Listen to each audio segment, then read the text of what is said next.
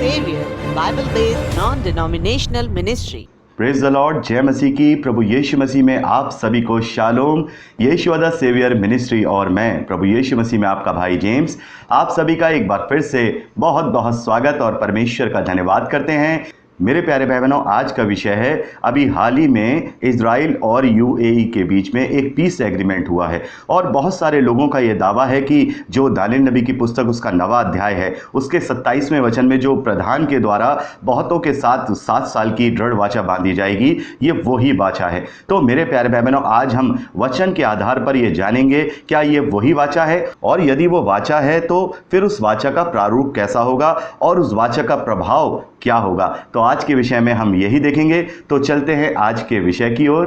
मेरे प्यारे भाई बहनों, जब हम दानिएल नबी की पुस्तक उसका 9वां अध्याय उसके 24वें वचन से लेकर के 27वें वचन तक पढ़ते हैं तो यहां पर 70 सप्ताह की भविष्यवाणी बताई गई है।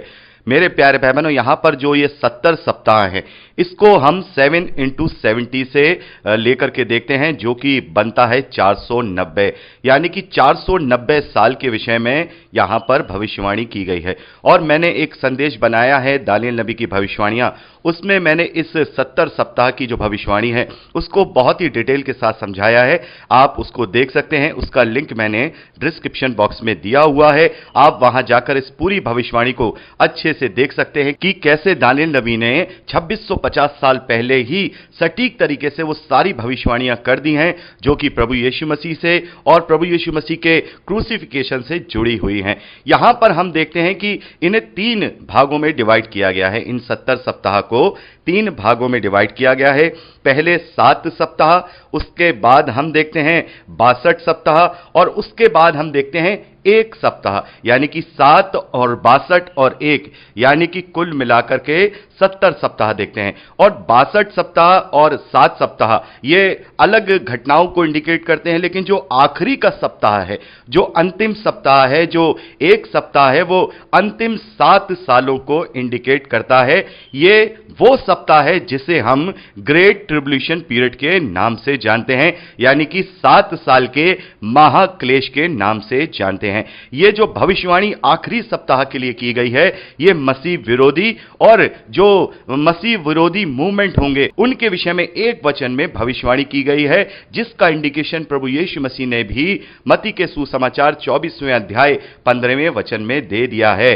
तो यहां पर हम 27वें वचन में पढ़ते हैं, वह प्रधान 1 सप्ताह के लिए बहुतों के संग दृढ़ वाचा बांधेगा, परंतु आधे ही सप्ताह बीतने पर वह मेल बलि और अन्य बलि को बंद करेगा और कंगूरे पर उजाड़ने वाली घृणित वस्तुएं दिखाई देंगी, और निश्चय ही ठनी हुई बात के समाप्त होने तक परमेश्वर का क्रोध उजाड़ने वाले पर पड़ा रहेगा। मेरे प्यारे भाई बहनों, यहां पर हम देखते हैं कि एक प्रधान के विषय में लिखा हुआ है, और दुनिया भर के सभी स्कॉलर्स का एक मत में यह मानना है कि ये जो प्रधान है ये मसीह विरोधी जो एक्टिविटीज हैं वो और मसीह विरोधी को दर्शाते हैं। तो यहां पर 1 सप्ताह का मतलब, जैसे 1 सप्ताह में 7 दिन होते हैं, यहां 1 दिन को 1 साल से इंडिकेट किया गया है, यानी कि अंतिम 7 सालों के विषय में यहां इंडिकेट किया गया है।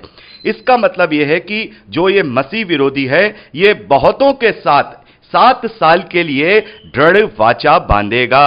तो मेरे प्यारे भाई बहनों, इसी वचन को लेकर के अभी हाल ही में इजराइल और संयुक्त अरब अमीरात यानी कि इजराइल और यूएई के बीच में जो शांति समझौता हुआ है, जिसे अमेरिका ने करवाया है और जिसमें हम जिसे कह सकते हैं जिसमें 3 बिंदु हैं, जिसमें यूएई, इजराइल और अमेरिका ये तीनों शामिल हैं। इनमें यहां 7 साल के लिए शांति समझौता किया गया है और इनमें आपस में बहुत सारे व्यापारिक चीजों को बढ़ावा देना है, एक दूसरे के देशों में एम्बेसडर लगाना है, एम्बेसी बनाना है, बहुत सारी चीजें हैं। ये सारी बातें वहां पे समझौते के तहत की गई हैं। तो इस समझौते को लेकर के बहुत सारे लोगों ने इस वचन को क्लेम करके दावा किया है कि ये जो शांति समझौता यूएई और इजराइल के बीच में हुआ है, ये उसी वाचा को दर्शाता है जो कि यहां हम पढ़ रहे हैं। यहां पर जो 1 सप्ताह के लिए बहुतों के संग दृढ़ वाचा बांधेगा, और इस वाचा को, इस ट्रीटी को, इस एग्रीमेंट को, इस कोवेनेंट को वो लोग क्लेम कर रहे हैं, दावा कर रहे हैं कि ये वही शांति समझौते हैं जो इजराइल कर रहा है।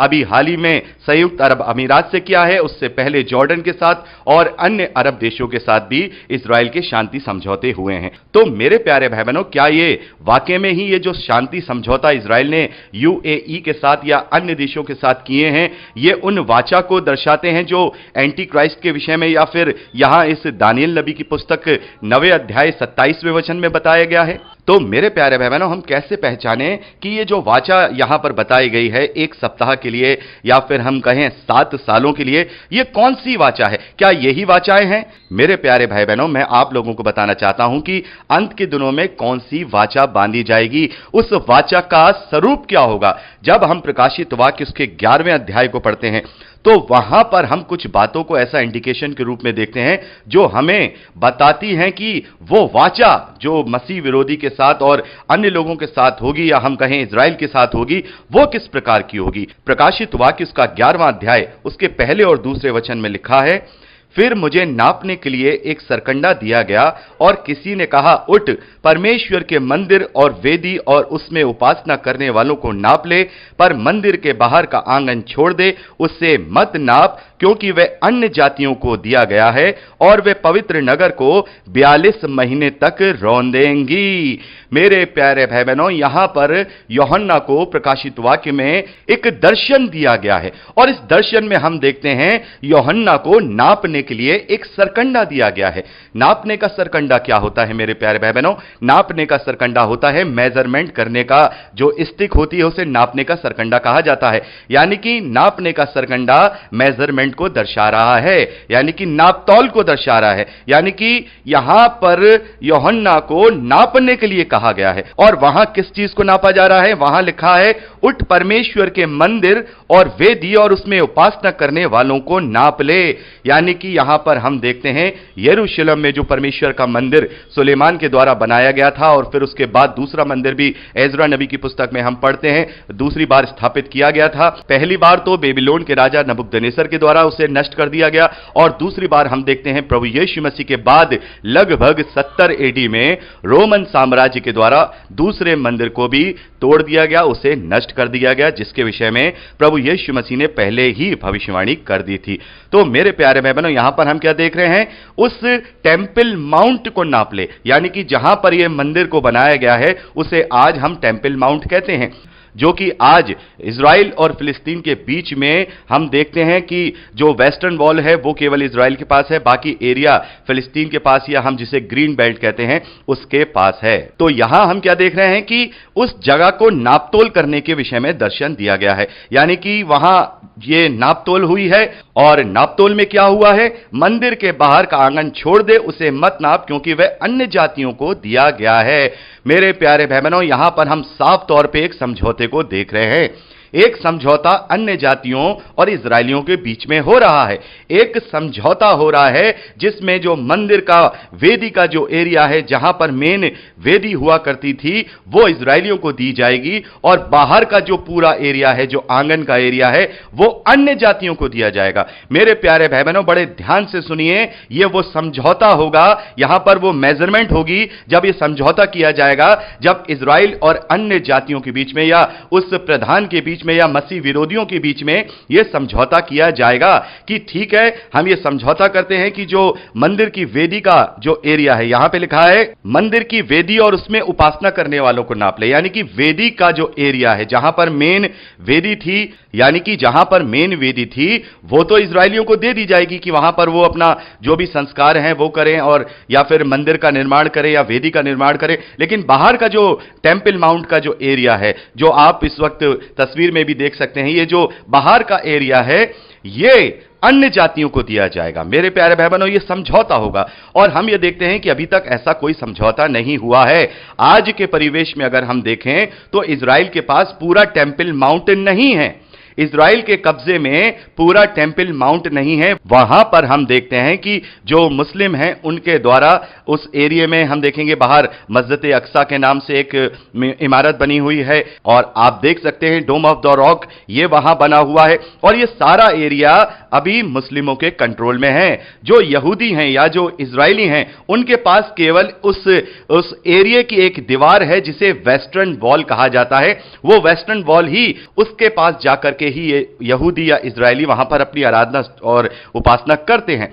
मेरे प्यारे भाई बहनों, यदि ये वो वाचा होती जो यहां हम दानियल नबी की पुस्तक उसके 9वें अध्याय 27वें वचन में पढ़ रहे हैं कि वो प्रधान बहुतों के साथ दृढ़ वाचा बांधेगा और केवल 3.5 दिन के बाद ही वो वहां मेल बलि और अन्य बलि कराना बंद कर देगा। यहां साफ तौर पे पता चलता है कि वो जो वाचा की जाएगी वो उस वेदी के बारे में, उस वेदी के विषय में की जाएगी, यानी कि टेंपल माउंट के विषय में की जाएगी, यानी कि उस मंदिर के स्थान के विषय में की जाएगी। और वहां हम देख रहे हैं दानियल नबी की पुस्तक में कि 3.5 साल बीतने पर ही वो प्रधान अपनी वाचा तोड़ देगा, यानी कि इजरायलियों के साथ जो वाचा बांधेगा या वो जो जगह होगी वो उन्हें दे दी जाएगी, वो उस बात से मुकर जाएगा और वो उन्हें अपने कब्जे में ले लेगा और वहां सारी चीजें बंद करा देगा। तो मेरे प्यारे भाई बहनों, यहां पर हम जब प्रकाशित वाक्य उसका 11वां अध्याय पढ़ रहे हैं तो यहां पर हम देख रहे हैं कि 42 महीने तक वो उसे रौंदेंगे, यानी कि 42 महीने तक वो उसे रौंदेंगे। और 42 महीने का मतलब होता है 3.5 साल। और दानियल नबी की पुस्तक में 9वें अध्याय 27वें वचन में हम पढ़ रहे हैं कि वो 3.5 साल बीतने पर ही, परंतु 3.5 साल बीतने पर ही, यानी कि आधे समय में ही वो उस वाचा को तोड़ देगा और उस वाचा के खिलाफ वो कार्य करेगा। तो मेरे प्यारे भाई बहनों, यहां पर हम देखते हैं कि जो ये दानियल नबी की पुस्तक में 9वें अध्याय और उसके 27वें वचन में जो वाचा बताई गई है, जो एग्रीमेंट बताया गया है, वो क्या होगा। हम इसमें 5 पॉइंट निकाल करके देख रहे हैं, 5 पॉइंट निकाल करके देख रहे हैं। पहला तो ये जो वाचा होगी एक 2 देशों के बीच में नहीं, वरन उस टेंपल माउंट यानी उस मंदिर के प्रांगण के विषय में होगी, उसका यह समझौता होगा। क्योंकि आज वो पूरी रीति से मुस्लिमों के अंडर में है, लेकिन समझौता यह होगा कि भाई इसमें से नापतोल कर लो, ये एरिया हमारा रहेगा, ये एरिया तुम्हारा रहेगा, यानी कि उसका बंटवारा होगा। जैसा कि हम प्रकाशित वाक्य 11वें अध्याय में देख रहे हैं कि यूहन्ना को एक नापने का सरकंडा दिया गया है, तो वेदी का हिस्सा तो उनके हिस्से में आया है, लेकिन बाहरी आंगन अन्य जातियों के हिस्से में आया है। यानी कि सबसे पहली चीज इस वाचा में, इस एग्रीमेंट में हम देखते हैं कि मंदिर के लिए समझौता होगा। अभी तक जो हम समझौते देख रहे हैं, चाहे वो संयुक्त अरब अमीरात ने किया हो, चाहे वो जॉर्डन ने किया हो, चाहे वो और दूसरे देश हैं जो अरब के देश है जिन्होंने इजराइल के साथ अपना संबंध बनाया है, उनके साथ कोई ऐसी संधि नहीं हुई है, उनके साथ कोई ऐसा समझौता नहीं हुआ है जिसमें मंदिर के विषय में कोई बात की जाए। मंदिर के विषय में उन्हीं से बात हो सकती है जिनके पास मंदिर का कंट्रोल है, जिनके पास उस टेंपल माउंट के एरिया का कंट्रोल है, यानी कि वो जो ग्रीन बेल्ट है, जो मुस्लिमों के अंडर में है, जो फिलिस्तीन के अंडर में आते हैं, उनके पास ये अधिकार है उस टेंपल माउंट के एरिया का। तो पहली चीज तो हम इस वाचा में ये देख रहे हैं कि ये वाचा जो होगी मंदिर के लिए समझौता होगा, मंदिर के जो एरिया है, उसकी जो जमीन है, उसका समझौता होगा। दूसरी चीज हम देख रहे हैं कि मंदिर का तीसरी बार निर्माण कार्य शुरू होगा, यानी कि समझौता करने की जरूरत कब पड़ेगी। इजराइल अन्य जातियों के साथ समझौता क्यों नहीं कर रहा है अभी, क्योंकि वो अभी तीसरी बार उसका निर्माण कार्य शुरू नहीं कर सकता है, क्योंकि जो निर्माण कार्य के जो विधि विधान हैं, जैसा कि हम जानते हैं कि जो लाल बछिया है उसके बलिदान की जरूरत है, और अभी तक इजराइल में ऐसी लाल बछिया उत्पन्न नहीं हो पाई है, और बहुत सारे ऐसे बातें हैं जिनको इजराइल को करना जरूरी है, उनके रब्बियों को करना जरूरी है, इसीलिए अभी वो तीसरी बार मंदिर का निर्माण नहीं करा पा रहे हैं। लेकिन ऐसा समय आएगा और बहुत जल्दी आने वाला है, ना जाने ये अगले साल आ जाए, ना जाने ये 2 साल बाद आ जाए, हम नहीं जानते, लेकिन ये समय बहुत जल्दी आने वाला है कि जब इजराइल इस योग्य हो जाएगा कि वो तीसरी बार मंदिर का निर्माण कार्य करा सके, तब उसे उस टेंपल माउंट में उस एरिया की जरूरत पड़ेगी जहां पर हकीकत में सुलेमान के द्वारा परमेश्वर के लिए मंदिर स्थापित किया गया था। तब उस संधि की जरूरत पड़ेगी। यानी कि पहली चीज यहां यह निकल के आती है कि मंदिर के प्रांगण के लिए, टेंपल माउंट के एरिया के लिए समझौता होगा और मंदिर का तीसरा निर्माण कार्य शुरू होगा। यह दूसरी बात वहां पर निकल के आ रही है।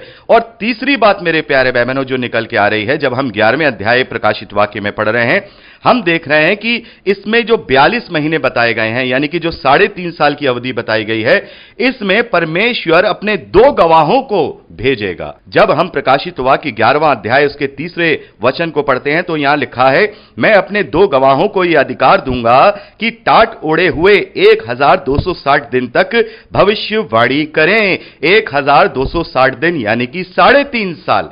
3.5 साल यहां हम देख रहे हैं। 3.5 साल हम दानियल नबी की पुस्तक उसके 9वें अध्याय 27वें वचन में देख रहे हैं कि आधे ही सप्ताह में उसने अपनी वाचा को तोड़ दिया, उसने अपने एग्रीमेंट को तोड़ दिया और उसने वहां पर वो सारी चीजें बंद करा दी। यानी कि तीसरी चीज हम क्या देखेंगे, वहां हम 2 गवाहों की भविष्यवाणियां, उनके प्रचार को देखेंगे।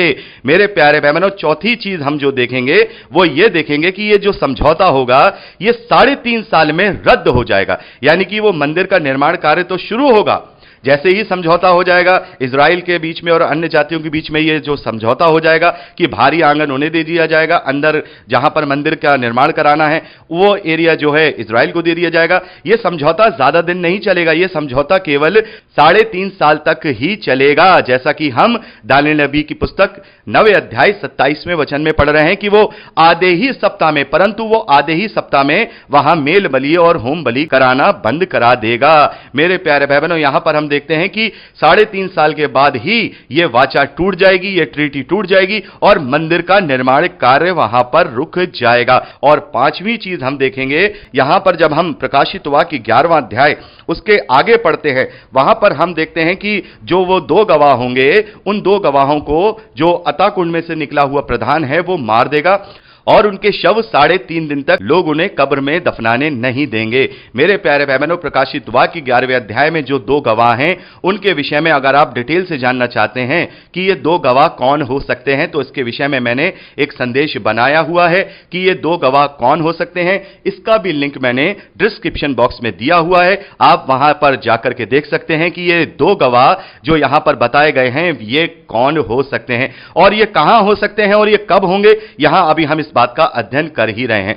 तो हम यहां पर हम देख रहे हैं कि ये 2 गवाह कब आएंगे, जब मंदिर का तीसरी बार निर्माण कार्य शुरू होने वाला होगा या फिर ये समझौता होगा। ये समझौता होगा कि इजराइल के पास मेन मंदिर का जो एरिया है, वेदी का जो एरिया है, जो हम कहेंगे जो टेंपल माउंट का एरिया है, वो इजराइल के पास आ जाएगा और बाकी अन्य जातियों के पास रहेगा। अभी फिलहाल पूरा का पूरा अन्य जातियों के पास है, इजराइल के पास कुछ भी उस टेंपल माउंट का एरिया नहीं है। जैसा मैंने आपको बताया, केवल एक वेस्टर्न वॉल है, वो भी उसका दूसरी साइड का हिस्सा है जहां पर यहूदी या इजरायली उसे छू करके आराधना और स्तुति करते हैं।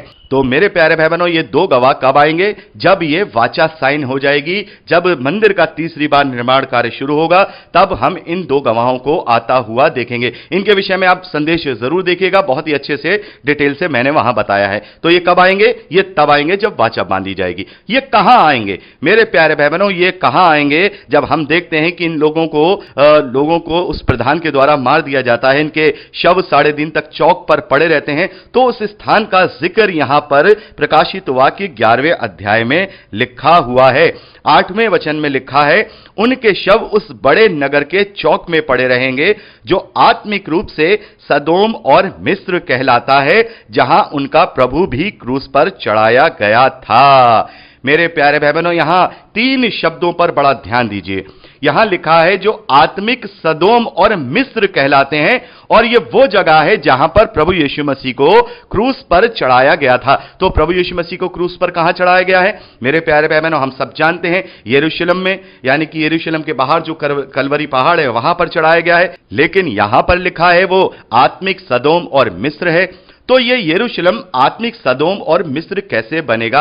सदोम और मिस्र के विषय में हम क्या जानते हैं? सदोम और अमोरा के विषय में हम जानते हैं, जब हम पुराने नियम पढ़ते हैं तो वहां पर हम देखते हैं कि वहां इतना ज्यादा पाप बढ़ गया था, इतना ज्यादा पाप बढ़ गया था कि परमेश्वर ने उसे भस्म कर दिया। और मिस्र के विषय में क्या देखते हैं? मिस्र जो है गुलामी को इंडिकेट करता है, यानी कि जो इजरायली थे वो मिस्र की गुलामी में थे।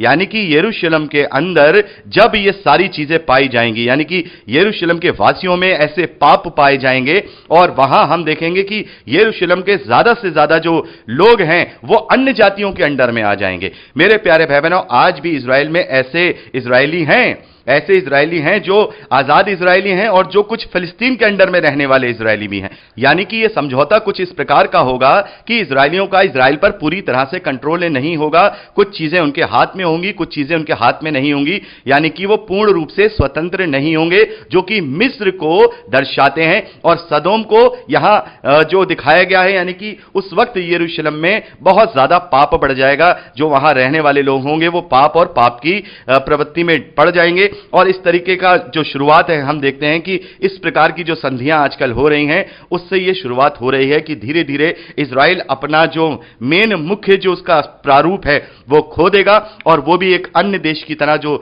समस्त विश्व में जो देश हैं उनकी तरह हो जाएगा, जो डिप्लोमेटिक देश है। अभी जो इजराइल है वो पूरी तरह से डिप्लोमेटिक देश नहीं है, वो पूरी तरह से व्यवस्था का पालन करने वाला देश है, लेकिन धीरे धीरे हम देख रहे हैं इजराइल का प्रारूप बदलता जा रहा है और वो व्यवस्था को छोड़ डिप्लोमेटिक होता जा रहा है। और ये तब होगा जब पूरी रीति से जो इजराइल के लोग और वहां का जो गवर्नमेंट होगी वो पूरी रीति से व्यवस्था को छोड़ केवल डिप्लोमेसी पर ही भरोसा करेंगे। अपने आगे आने वाली जनरेशन के लिए वो लोग नई नई योजनाओं को बनाएंगे। तो यहां हम क्या देखते हैं, ये कहां होगा?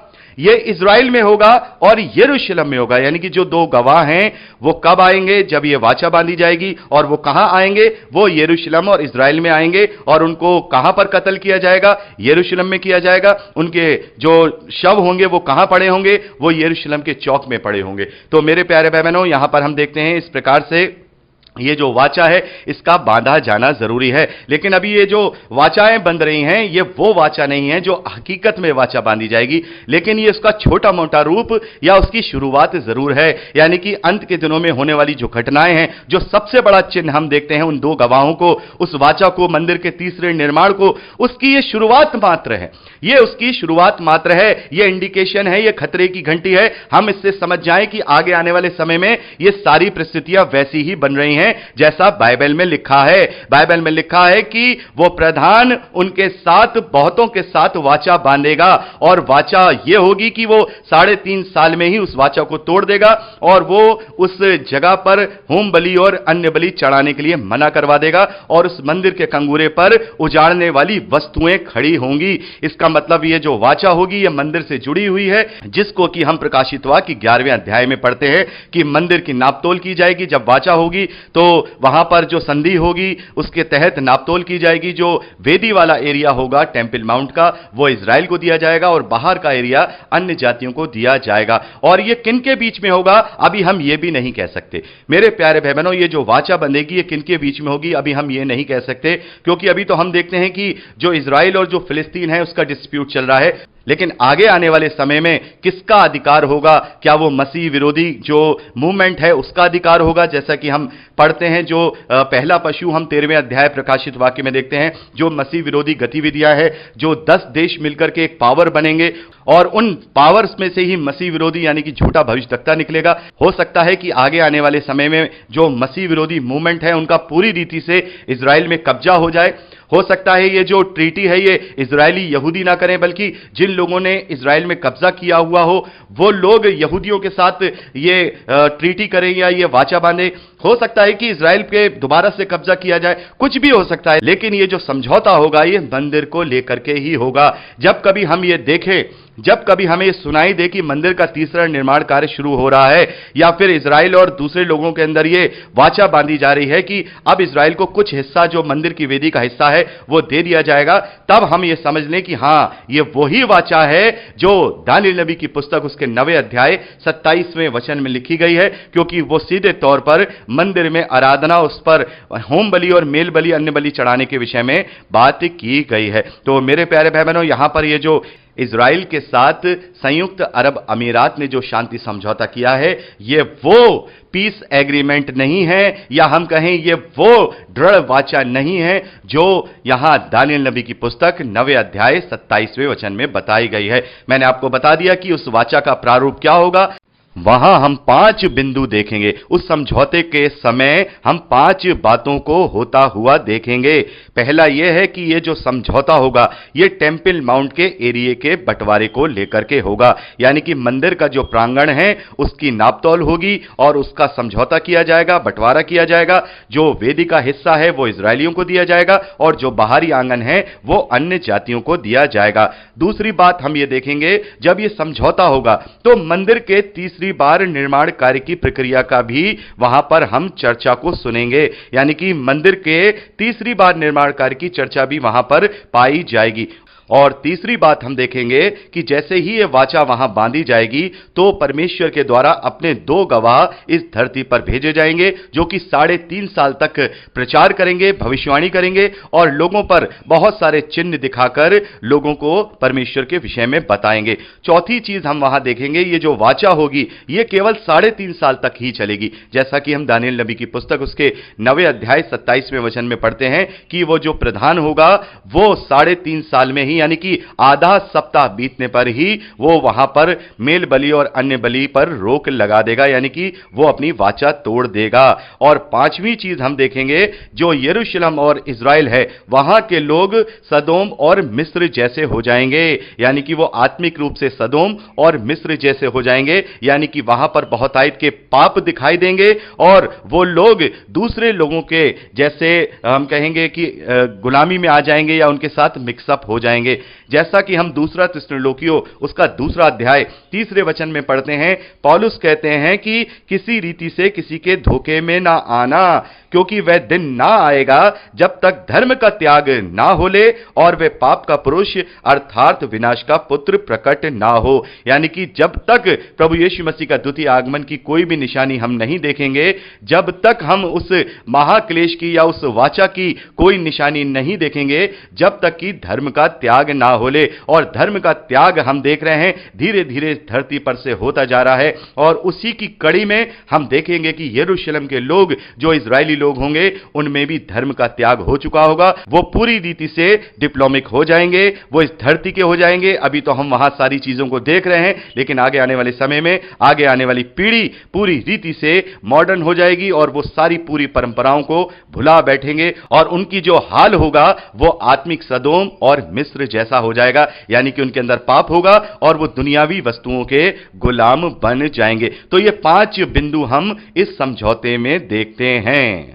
तो मेरे प्यारे भाई बहनों, आज हमने अच्छी तरह से ये जाना है कि जो दानिएल नबी की पुस्तक उसके 9वें अध्याय उसके 27वें वचन में जो वाचा बांधी जाएगी उसका प्रारूप कैसा होगा। और ये जो वाचाएं आजकल इजराइल के द्वारा बांधी जा रही हैं, जो अरब देशों के साथ बांधी जा रही हैं, ये भी कहीं ना कहीं उन अंत के दिनों की शुरुआत है, क्योंकि एक तरीके से ये आधार है और आगे चल के ये सारी वाचाएं उस बड़ी वाचा में तब्दील हो जाएंगी जिसके विषय में आज हमने अध्ययन किया है। तो आज के लिए इतना ही मेरे प्यारे भाई बहनों। यदि आपको यह संदेश अच्छा लगा है तो इसे शेयर जरूर कीजिएगा और लाइक करिएगा और कमेंट करिएगा और ज्यादा से ज्यादा लोगों तक इस बात को पहुंचाइएगा। और यदि आपने अभी तक हमारे चैनल को सब्सक्राइब नहीं किया है तो सब्सक्राइब जरूर कीजिएगा और बेल आइकन को दबाकर वहां ऑल के बटन को भी दबा दीजिएगा।